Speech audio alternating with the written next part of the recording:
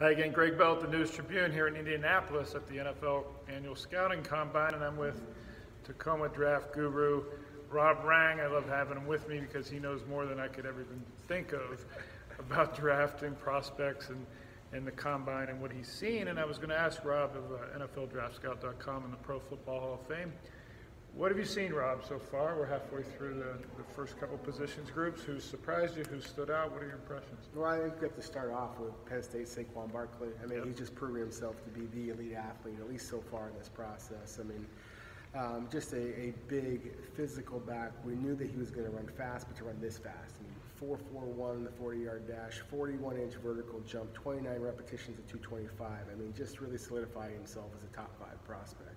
So that would be the number one impression. And I thought the quarterbacks were interesting. I mean, we just saw the wide variety of quarterbacks from Lamar Jackson, who of course is so athletic, but he was funny at the podium. He was interesting. And, then guys like Josh Allen, Sam Darnold, Josh Rosen, I mean, they looked every bit as polished as you'd expect, considering they played for either big programs in the case of Darnold and Rosen, or Josh Allen going to the Senior Bowl and things of that nature. You can just see the polish, and that's why they're going to be all of them first-round picks.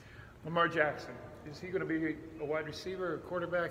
He made the statement today that nobody's asked him to be a wide receiver here at the Combine. There's some talk from teams that his speed and athleticism might have him outside. Do you see anybody who might try to do that? I don't. I think that Lamar Jackson is an NFL quarterback. I think that his accuracy, his vision, his awareness. I mean, he's a little bit raw in some ways, but at the same time, most of these quarterbacks are. But he has shown improvement throughout his career, and frankly, I think it's more of a compliment of his athletic ability that some are talking about him as a possible transition to wide receiver than a knock on his potential as a quarterback. And so, as you mentioned, he was very adamant that he's a quarterback, and I think that's where he'll be drafted as a first-round quarterback, and I think that he has a bright NFL future. Barkley's too accomplished, too impressive here to go far down in the draft. What you said, top 3, top 5. I can't see the Browns messing that up, could they? It's the Browns, but yeah. But what you and I both know the Seahawks need running backs. Whether it's early in the draft, whether it's mid, late, they're going to get running backs somewhere.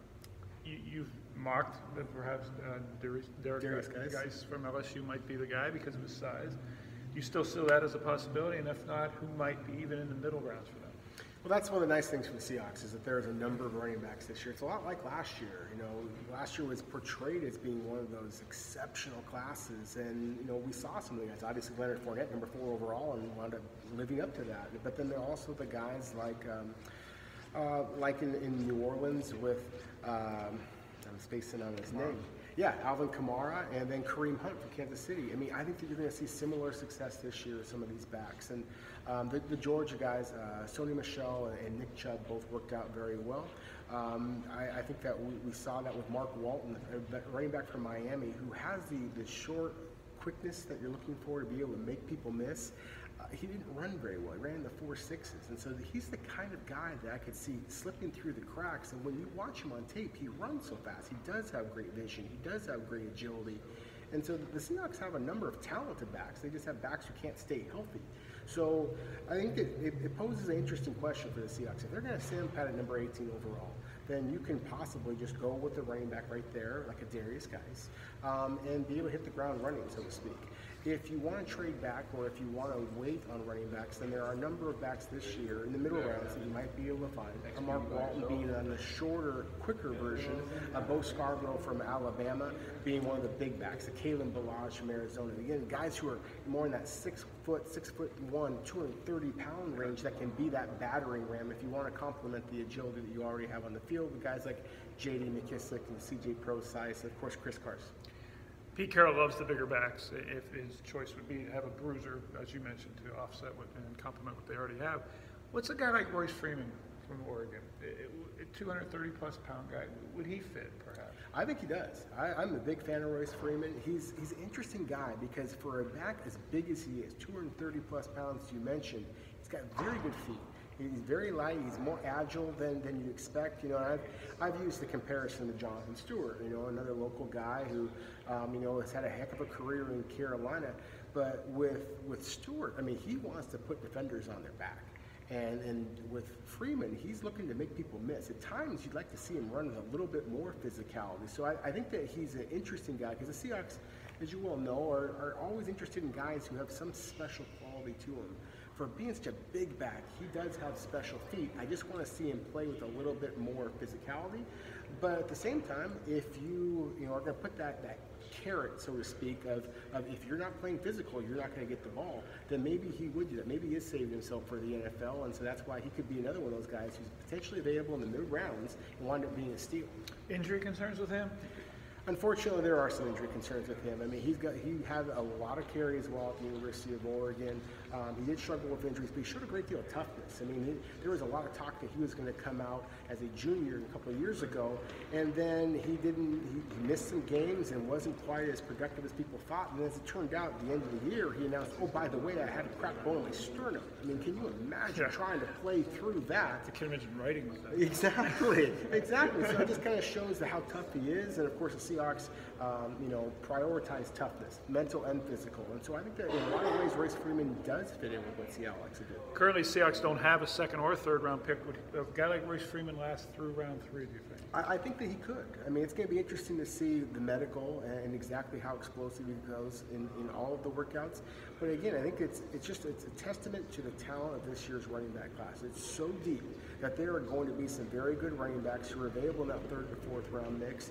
And even if I think we all are anticipating that the Seahawks might look to trade down from number 18. If they're unable to do so, then they could always trade some of those 5th or 7th round picks. They got 2 or 3 of them. 3 5s and 3 7s confirmed today. They have 8 total now.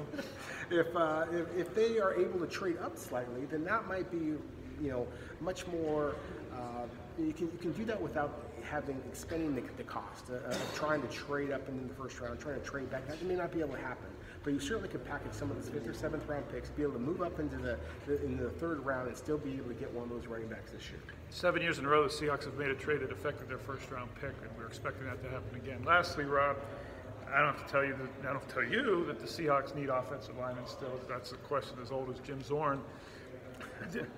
A guy like Orlando Brown, we get in a bubble here at the Combine and the measurables, and a guy like Orlando Brown in the tough 2 days he's had, and the bench press 15, which was half of what I saw a long snapper do. It was half of what I saw Shaquan Barkley and Nick Chubb do. If a left tackle is benching half of what a running back and a long snapper is doing, and he runs like a 5-day 40-yard dash today. Time with the sundial rather than the stopwatch. The worst 40-yard dash in the history of Earth or something, right? Didn't they say that was the worst time? It was pretty bad. I don't remember off the top of my head, but that's because I blinked and took a nap. I mean, poor kid, we're laughing, but he's obviously skilled on the field. He is. And what does something like this, we're getting all into the measurables, how does it really affect him, do you think, come draft day? Well, I think that's one of the reasons why we have the Combine, is just to kind of see how these guys match up in terms of an apples-to-apples comparison. With Orlando Brown, he is the son of the former Ravens standout Orlando Brown Sr., the former late, great Orlando Brown, and he is a player that played in the Big 12, that got the ball out of the quarterback's hand so quickly for Baker Mayfield, the Heisman Trophy winner. And so because of that, there's been some talk of, can he hold up in pass protection for the long term? Or is he one of those guys who can just hold up for a couple of seconds? And I mean, this is a man 6'8", 345 pounds. Right. And he's got 35-inch arms. And so because of that fact, it's much more difficult to lift that bench press bar repetitively if you have very long arms. That's why the guys who usually wind up being the strongest are often the offensive and defensive linemen with the shorter arms. And so the 14 reps is not quite as scary as it is an indication that maybe he's not working quite as hard, taking this process as seriously as you'd like for an All-American kind of player that he is. I think that he's likely to fall out of the first round now, whereas he was perceived as a slam dunk first round pick before. I had him kind of go in the late first to second round. I think now we're probably talking in that second to third round mix. It's going to be interesting to see how he performs at his pro day. If he shows the work ethic that teams want, he's still going to be in the top 75 mix. If not, if he performs poorly there at his pro day, then I think we might be talking about a guy sliding day 3. He said he was going to bench press again in his pro day. He also said yesterday that he did follow his breathing technique. That was part of it. Baker Mayfield, on the other, you mentioned him. He doesn't lack for confidence. He said today that I'm the most accurate passer in this draft by far.